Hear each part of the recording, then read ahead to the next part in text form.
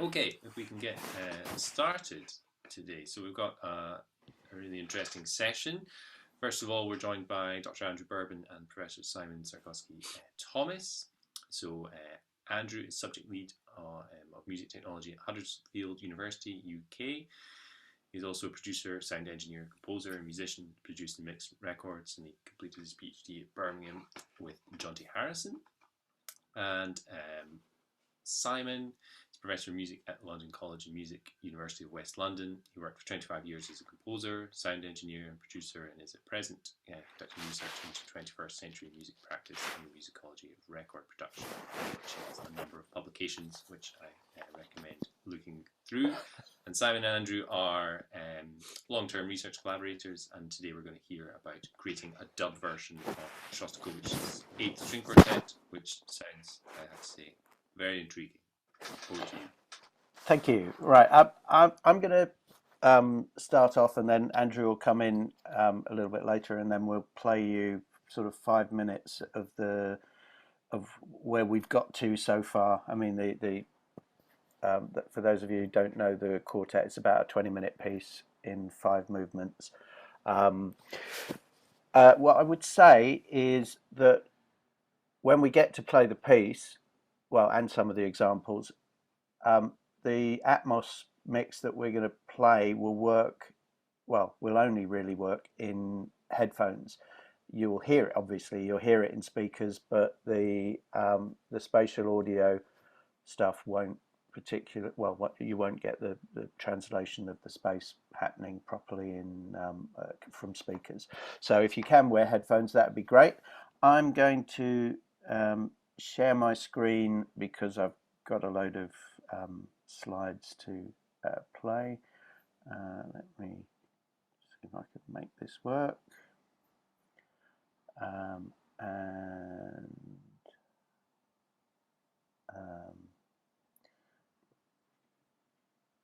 Okay. All right. Are we seeing Perfect, my yeah. screen? Yep. Great. Okay. So the classical music hyperproduction project that Andrew and I started working on in 2015, we recorded and performed a range of pieces from classical repertoire using mediation techniques drawn from popular music record production. And so a bit like contemporary Shakespeare in modern dress productions, we considered it to be classical music in modern dress, where you listen, aiming to shed new light on established repertoire by framing it in a fresh context, like classical music, like Shakespeare in modern dress. When you listen to the piece at the end a little later, if you're familiar with dub reggae, you might wonder why we've used the term dub. But there are 2 reasons, really. The first is this question of drawing techniques from popular music rather than perhaps from electroacoustic areas. So we're using Atmos in particular. And the second is that we're doing sort of live performed timbral and spatial processing, which I used to work in dub a little bit, and it feels more like that kind of performance.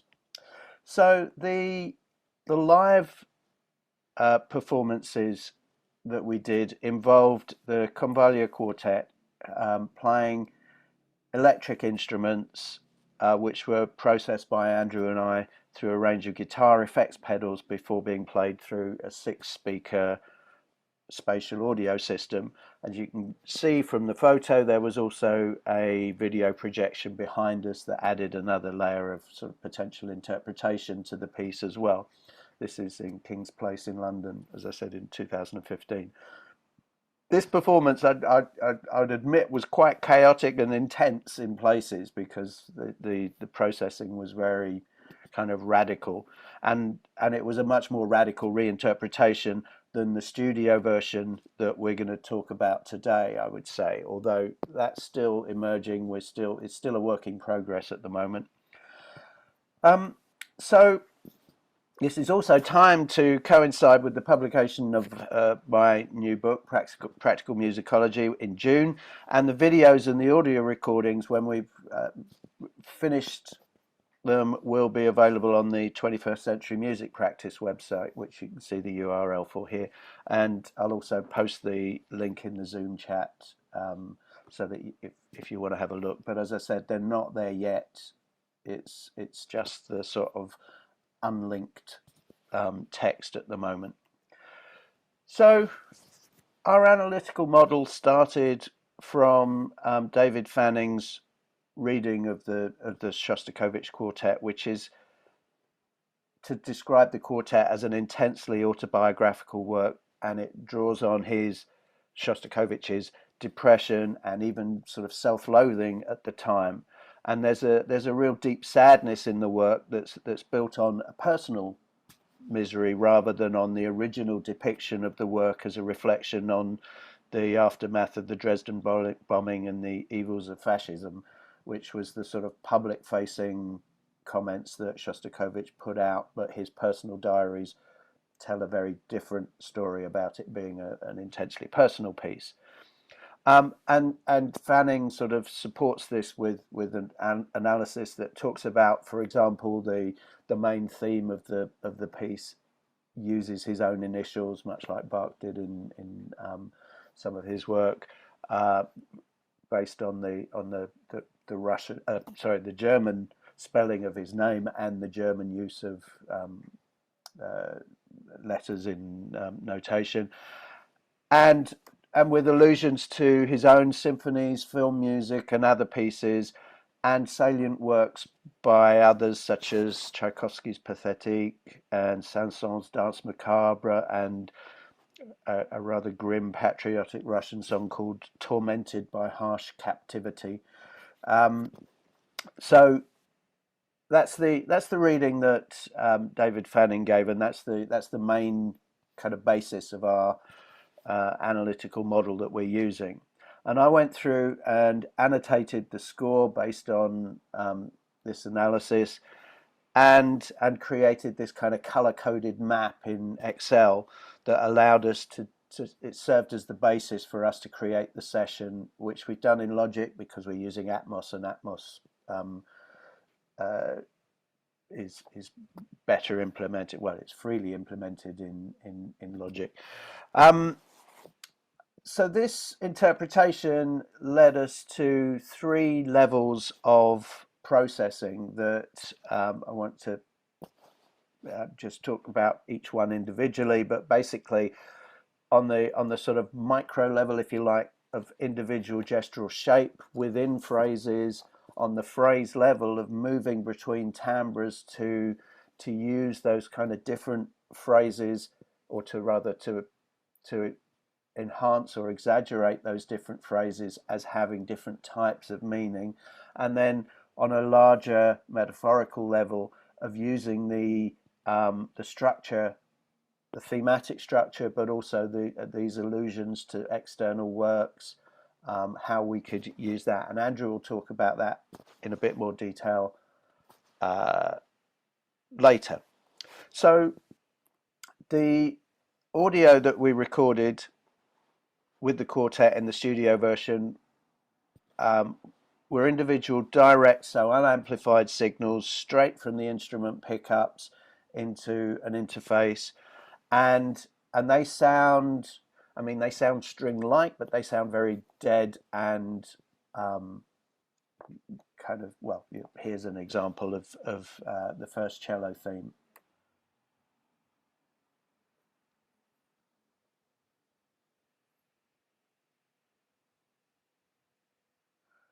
I just realised, are we hearing the audio?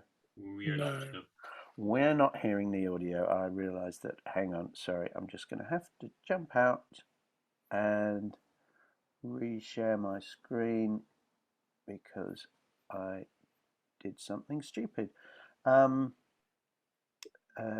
share screen and share sound as well. Like an idiot. Okay. All right.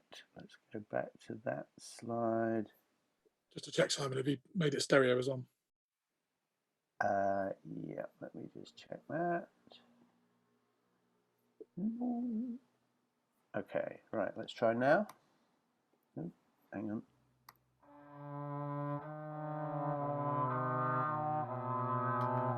We're hearing both examples now. Yeah. Yeah, I just hit the cursor twice. Okay, sorry. This is great. It always works that you the rehearsal goes well and then the performance goes completely wrong. Okay, let's try that again. So here's the unprocessed version.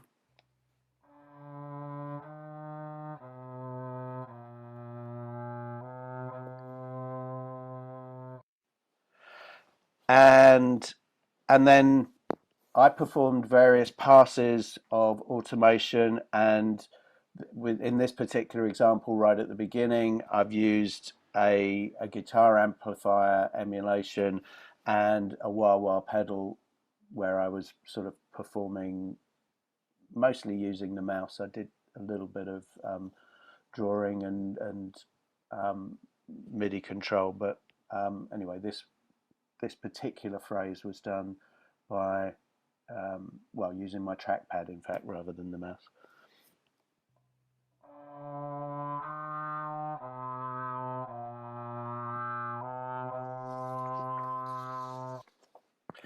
So, so basically, we went through and in this first iteration, I've gone through and performed these individual gestural shapes with a bunch of parameters on the plugins that we're using to follow the gestures of the piece.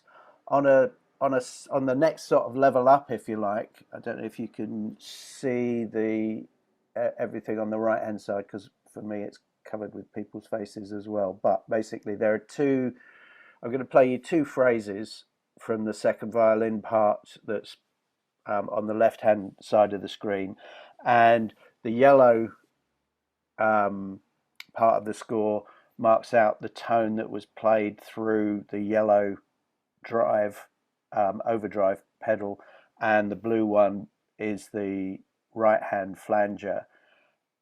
With each of those performances, I was adjusting the individual parameters, but the point at the phrase level is that I'm muting particular effects to change the timbre of the instrumental tone in this instance, to bring out this solo phrase in the second violin. So I was adjusting the intensity and the feedback on the flanging control, but there's also this larger gestural change to highlight this second violin solo passage in bar 108, as you can see here. So I'll just play that for you, and then here we go.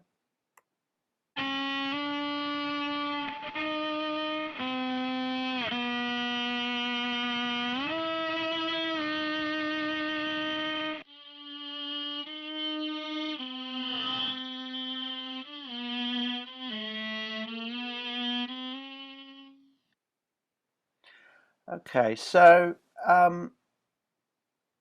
that's, I'm going to hand over to Andrew now to go through the spatial processing, and just tell me when to play things and so forth, Andrew. Will do. So I think one of the things that Simon mentioned earlier that I think we both found sort of really interesting was this idea of sort of Shostakovich's internal voice and his sort of introspective sort of sadness and reflection that runs through this.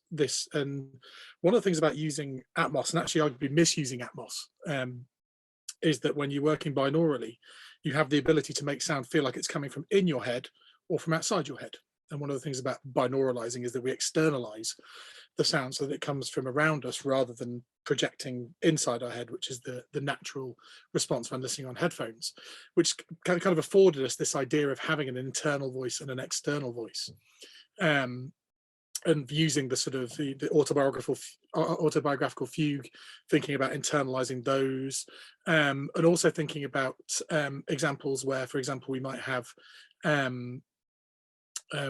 some sort of solo lines that are clearly structurally separated from other parts, musically. So this ability to internalize and create ideas of self-reflection compared with the more sort of externalized sounds as well. And Simon, if you want to play the first example in just a second, this is I've just taken a very simple violin line and tried to show you the difference between the sort of internalized voicing in your head and the externalized voicing outside the head. So Simon, if you want to just play that first example.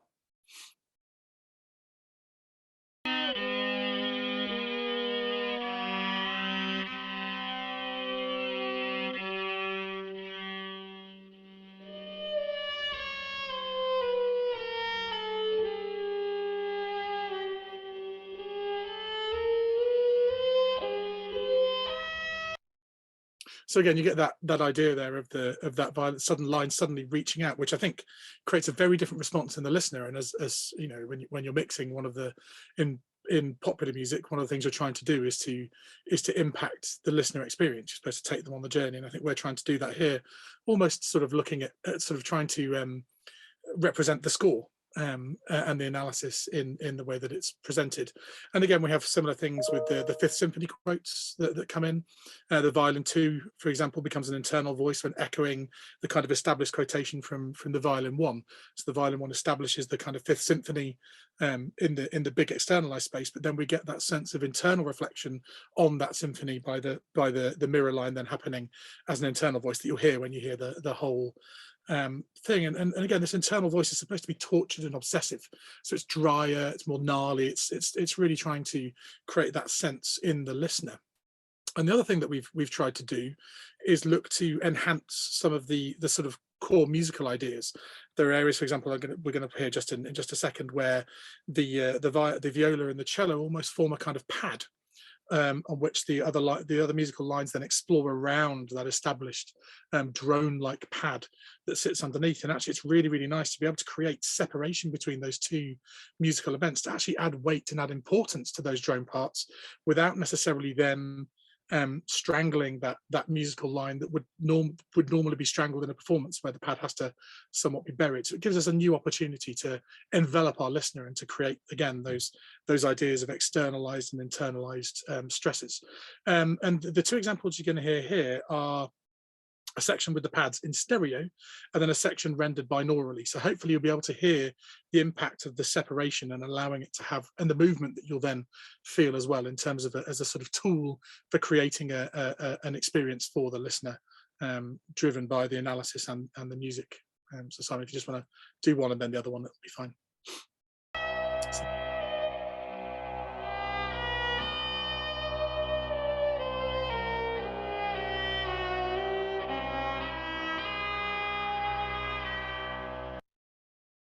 And this one should be the binaurally rendered.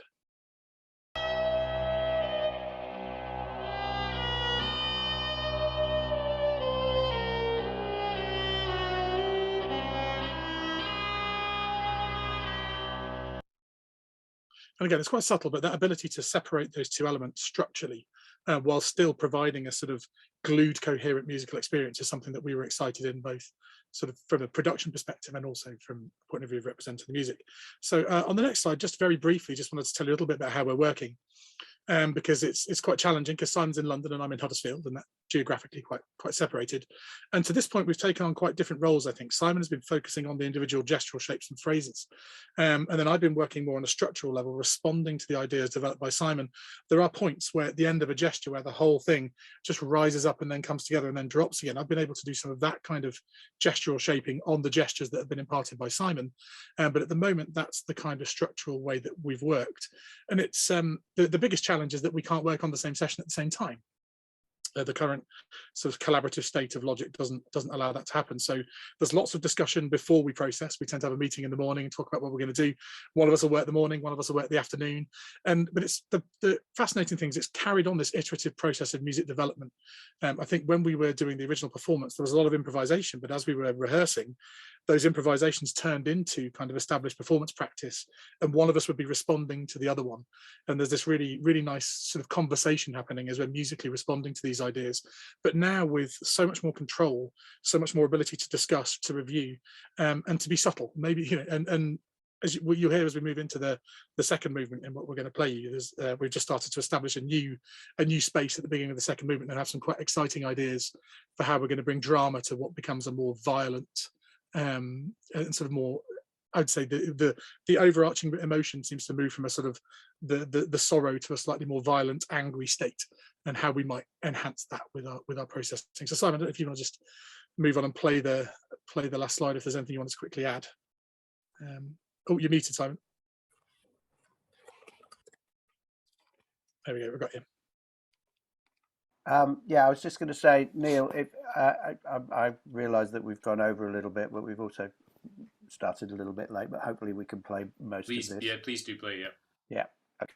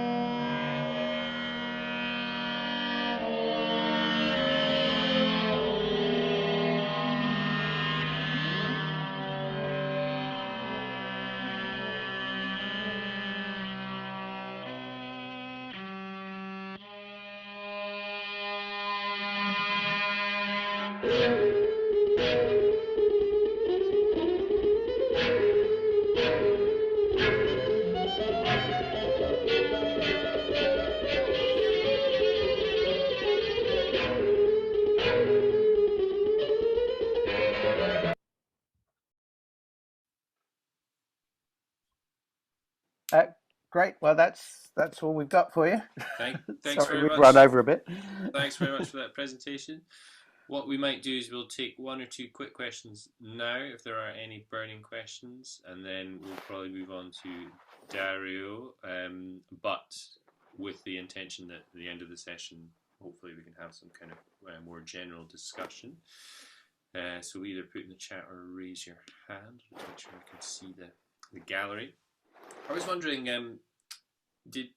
was there sometimes a tension between your layers? So I'm thinking particularly about the structural issues and then the individual lines, especially in a piece that's quite contrapuntally received. So feel free to answer that. And also Anna Ramstedt has asked, how is this work received by the audience? Okay, well, briefly, the work that was played live was much more kind of radically dubby, if you like.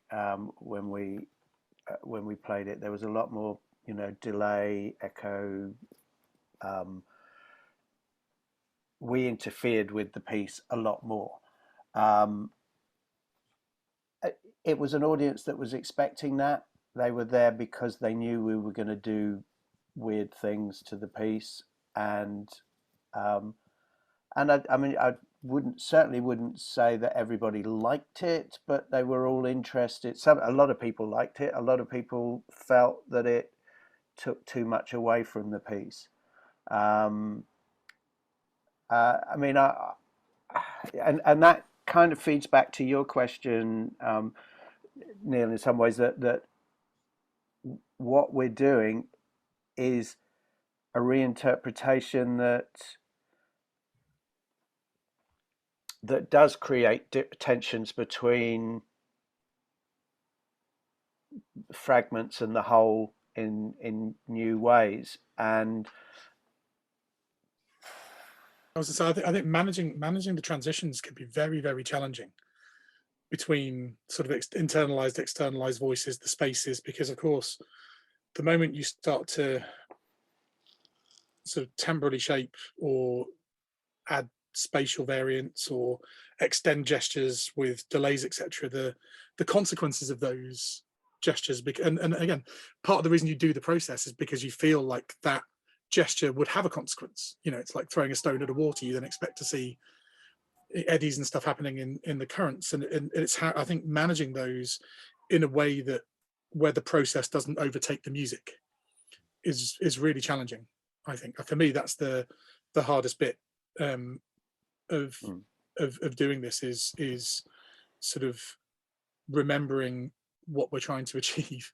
Almost, I know that sounds like but to really sort of have that focus in there, particularly because we were wild, I think, in elements of the performance. But there are elements of the later on in the third, fourth movement section where there are, we were able to make one of there's a sort of viola solo, and you could really make it sound like it was crying, and that actually really was very meaningful. But then how do you get from that, because it changes its function almost instantly, and I think there's always that because it's almost like you're recomposing. Yeah, I think that's exactly. And there's it's always dangerous when you start to recompose and start to see this content as sort of sample material, which it isn't. And I think that was another thing that we spoke about with the players when we did this originally, the sense of them almost feeling like they were sort of becoming generators, because again they're already playing an instrument that allows less expression, and then they're having expression forced onto them by us as processors, and that dialogue is still taking place, but with the ability to sort of reflect and edit. And I suspect that when we get this to where we want it, it will sound quite different to how it sounded today, and there's already things I'm hearing where I think we can bring elements out and control those things. But yeah, I think it's a fantastic question that leads to yet more questions in how you respond to all, because it's so complex, multi-layered in terms of the things that you are the things, but also the things that you are messing with, and the fact that you are almost recomposing, which transitions is a dangerous business. Are also the most difficult. Yeah. We just got one last question, but there may be more at the end, from Karen Beisterfeld. Karen. Thank you for this absolutely fascinating presentation. I mean, it is, for me, it's such a new way to think about music. And my question, actually, I think you already answered the question I had, Andrew, just a minute ago, partially. But did you also, because you talk about control and your deep selection, right? But were there also things that new analytical insights that actually only came when you were doing the processing? Because you said, it's very difficult to process it in a way that we had in mind.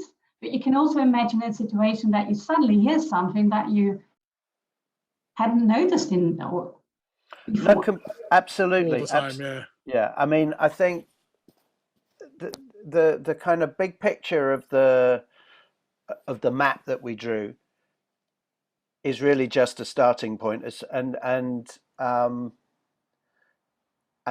where you start to try things out. I mean, particularly, I don't know if you sort of heard, there are a few delays in there that are kind of creating little kind of cascades that carry over into the next phrases. That as soon as you start playing with those kinds of things, you're creating entirely different textures, and you have to think about, okay, well, this is recomposition because I'm adding new notes to this, but they're repeated versions of the notes that are there, but they're new notes. And where do I think they work, and how do I justify the fact that they're doing something? And you can't do that in advance. You can't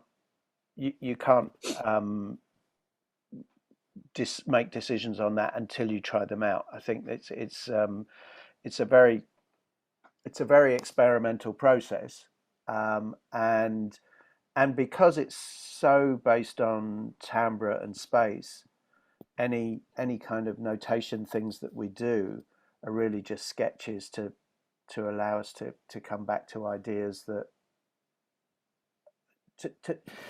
to think about how we're going to implement those ideas in actual sound. We can't, that needs to be experimented with rather than talked about. I think it probably also, because we both have a sort of background in electroacoustic music, the sort of the importance of gesture is something I think that resonates with both of us, and means that it does, that there is a degree of experimentation and then responding to those ideas. But I think we often tend to be sort of interested by similar things, but sometimes take slightly different directions in, which is a really interesting recomposition experience. Okay, I'm afraid, there's more to say, and maybe we'll get to hear more at the end. Thank you so much for this presentation, really interesting. And like you say, I think it really brings certain elements of the Shostakovich kind of, makes you listen to them anew. So thank you very much, Andrew and Simon. If we now move to Dario. So Dario Savino Doronzo, it's graduated in trumpet, jazz music, direction for choir, technology of sound. So he's performed as a soloist in many major halls, including Carnegie Hall, Thelonious Jazz Club, Buenos Aires, etc. Moreover, he's written a lot of essays and papers on trumpet practice and jazz performance. And this includes work on Luciano Berio, Louis Armstrong, and Miles Davis. Today we're going to hear about his Reimagining Opera project, and I think there might be some really interesting overlaps with the project that we've just heard. So over to you, Dario. Good morning, everyone. Excuse me for my English. I would like to express my kind thanks to MCICM Symposium for the opportunity you have given me. Thanks also to Neil for the presentation. Thanks. So, my name is Dario Savidoronzo. Today, I'm here with my colleague Daniele Sardone to talk to you about my past and the present project called Reimagining Opera. This project is based on a modern reinterpretation of famous themes taken from Italian opera arias. Now, I will quickly introduce to you the topics of this project. The goal of our project is based on rereading a stylistic and aesthetic figure suitable for joining two such different words as classical music and the more fluid modern jazz. The purpose is to produce and recreate another meaning, autonomous and new. The Italian opera regained a new power and path in the actual time. Now, I will let you to listen an audio track for Monteverdi, Purtimiro, for Serpent and Frugor. After, Daniele will present us the effects of Reimagining Opera on the actual project we are working on. The compositions are written by Daniele for flugelhorn, clarinet, and piano.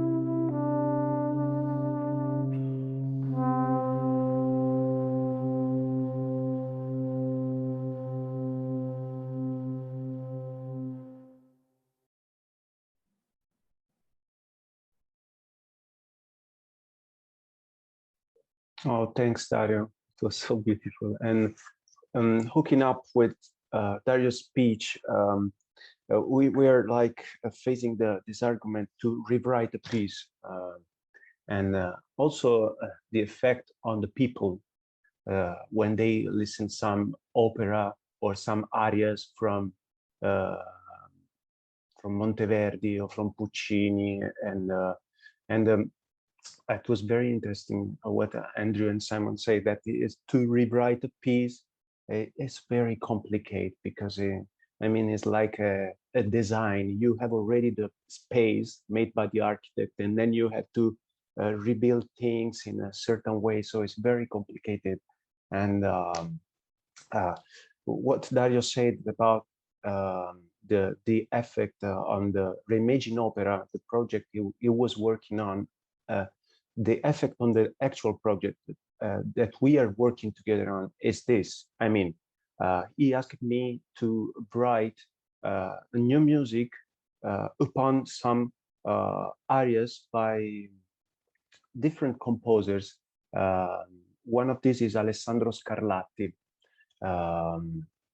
So I wrote this piece based on Alessandro Scarlatti aria, but I cannot really call it as a rewrite, because it's like the example of the caterpillar and the butterfly. I mean, the butterfly keeps the heritage DNA from the caterpillar, but it's something different. So something evolves in something else. So And I use also, I made this experiment, but it's made for Italian people. I wrote this piece also based on a story about a guy, a cyclist. I'm a cyclist lover, also football lover, but mostly cycling. And so the effect, the combination of aria, so opera, which in Italy are still crazy after 400 years, people still singing in the supermarket. Sometimes even my grandpa sometimes comes up with some opera. And so the mix of opera and sport, so two things together with food that in Italy we're crazy about, makes the people much more pop careful. So we hook also the people with this, let's say, trick. But this is not my purpose, actually. My purpose is to write music, and then I don't care about these things. But I'm a lover too of all these three big things like cycling, food, and opera. So, and it came up this composition. I will quickly show you the process of the artistic process, or which came up with. All right, let me share the screen. So I will show you now this. Un momento. Okay, I apologize for my English. Sorry, pardon, folks. So this is what I was telling you. Caterpillar and butterfly. So here we are. This is Scarlatti's piece. As you can see, I build up this piece, my piece, that I will play later in a live recording by Dario, by clarinet, flugelhorn, and piano. I wrote this little piece, which is made in 5 different moments. I would call these little moments variations, but they are not. But let's see, to make it easier. And I say that these variations are not variation on a theme, but variation in search of a theme. Why? Because I never used the entire phrase of Scarlatti, at least not at the beginning. So I use at the end.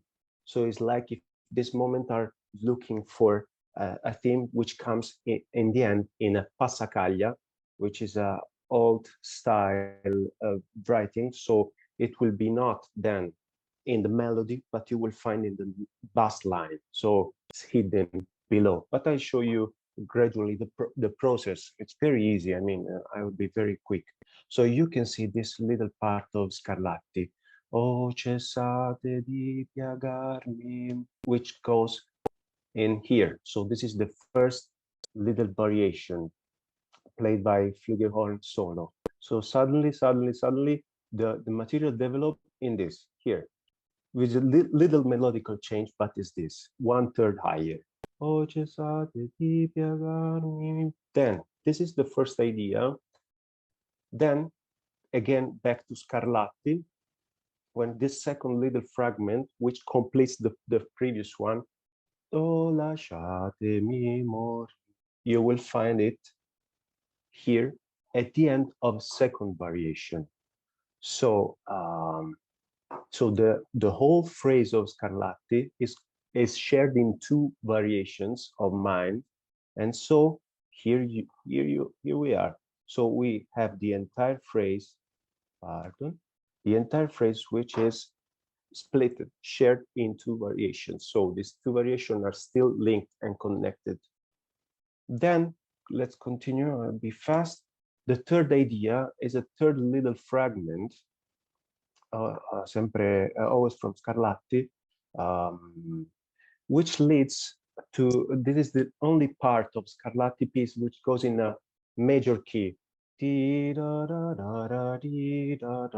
The previous sentence is very hard and heavy because it speaks about punishment, about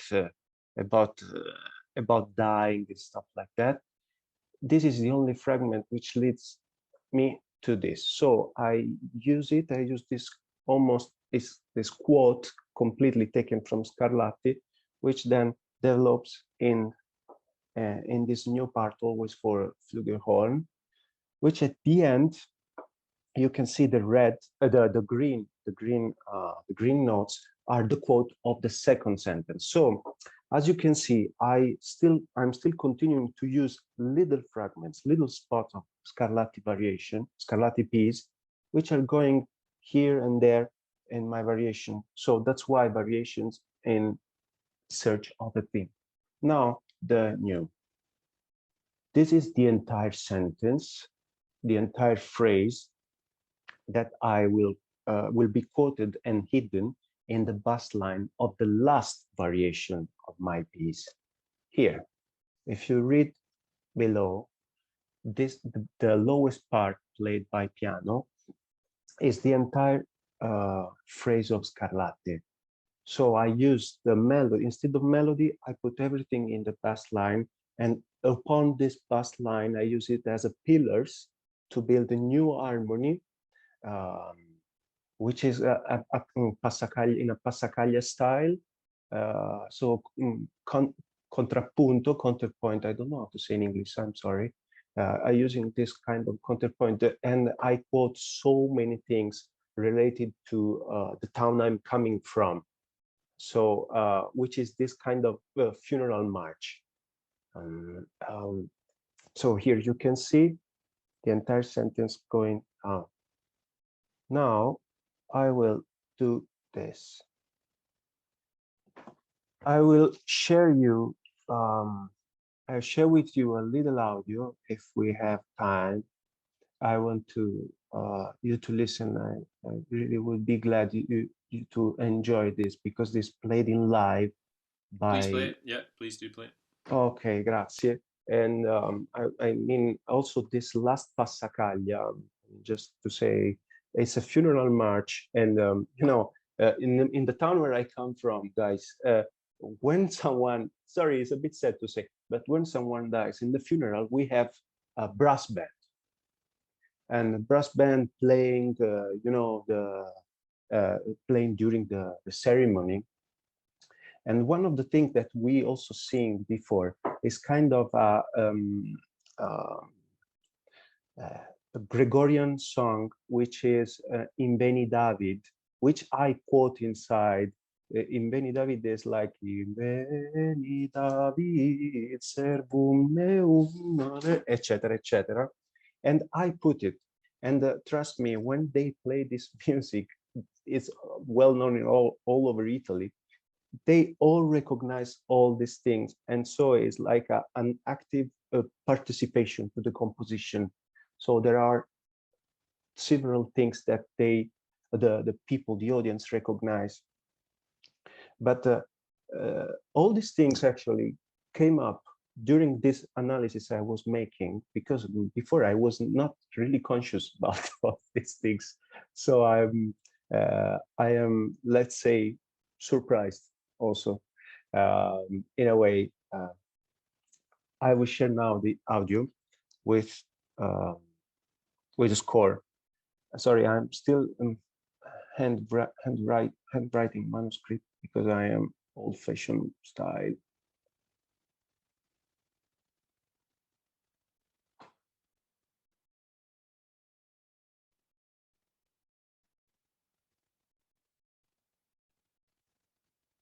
Can you hear that?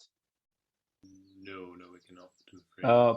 And then I have to share the screen with sound, yeah. With sound. Pardon.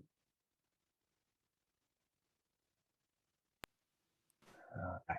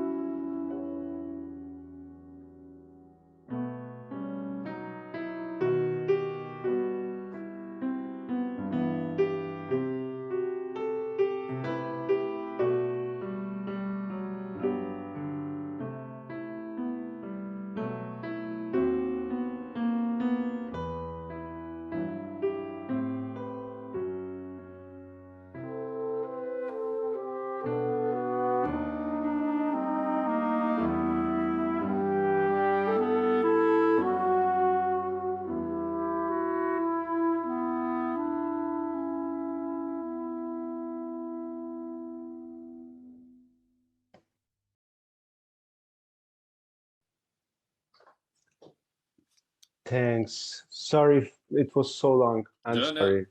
Thanks very Scusate. much. Grazie. Yeah, I think, I mean, we have a break after this, so we have no immediate need to end bang on time. Obviously, people can go as they wish, but there's lots of applause in the gallery, I can see. Are there any questions for... Sorry, Daniele, I did not read out your bio, so apologies for that. Tranquillo, it's fine, Neil. Good, No problem. Yeah, but any immediate questions for Daniele and Dario?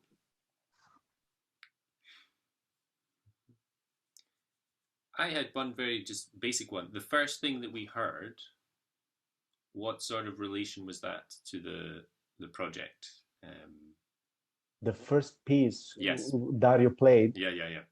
that was from Monteverdi area, Frucciadali, and this is like the basic, let's say, changing, which developed then in such a, let's say, much more complex piece. With starting, I wrote it first for two instruments, two winds, and then Dario was asking me more, and I get into the project, and it let's say flourish in a piece like this, if I can say. So that was the relation.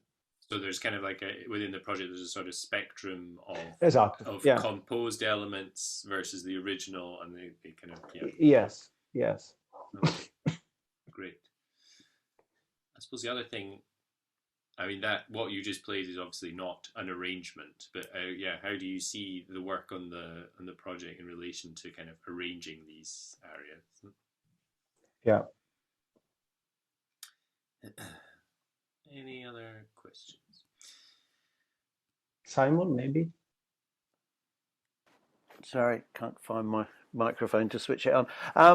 Yeah, it reminds me of two very different things that I've one thing that I haven't listened to for a long time, which is that I can't remember what it was. Was it called Third Wave? The kind of the 1950s jazz movement of using classical music and creating classical. Yeah, the third wave. Yeah, yeah, exactly. yeah. Yeah. And Yeah. then and also I came across there's a woman in Australia called Charulatha Mani, who is a Carnatic Indian singer who sings Monteverdi using Carnatic ornaments instead of Western classical ornaments, and it sounds amazing. It sounds, I mean, she's on YouTube.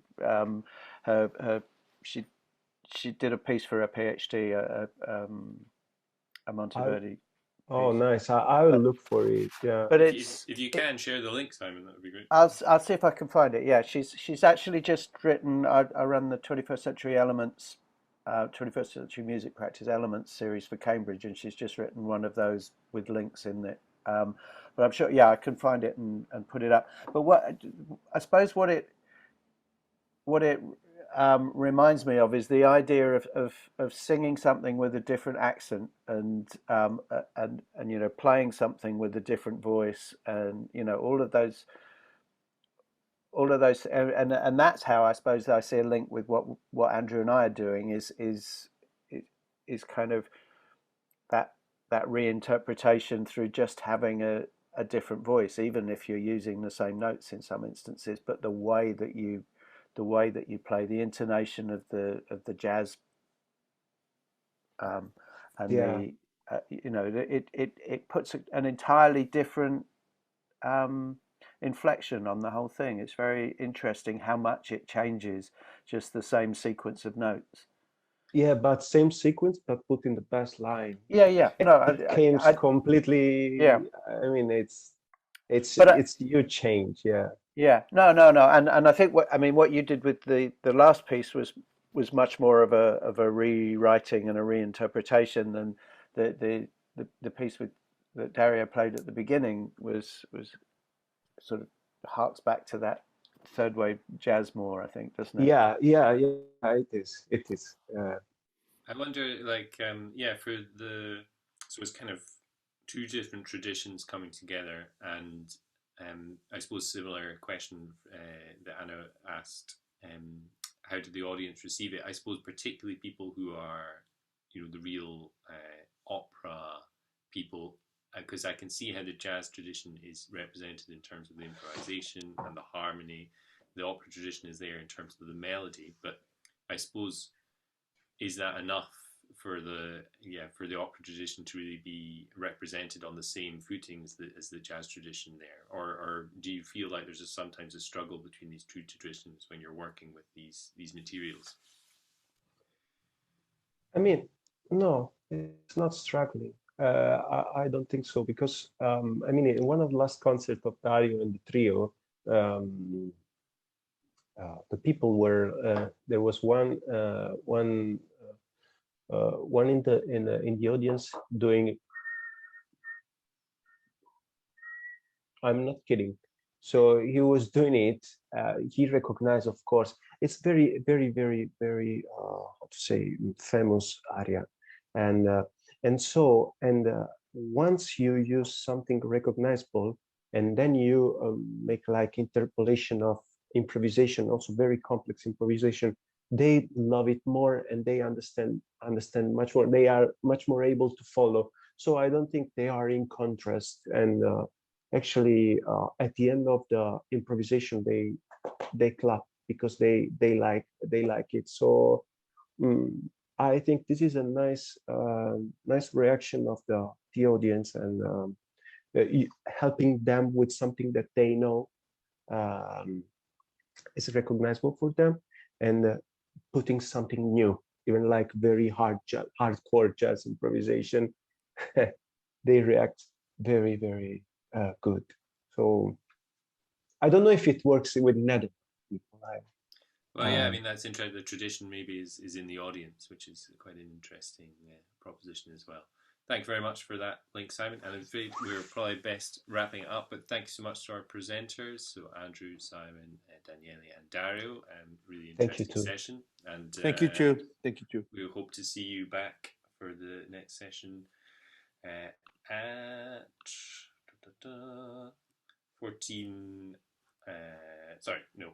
12 at 12 for at 1300 CET, whichever time zone you are in. You can adjust appropriately. But anyway, thank you very much to our speakers, and see you later.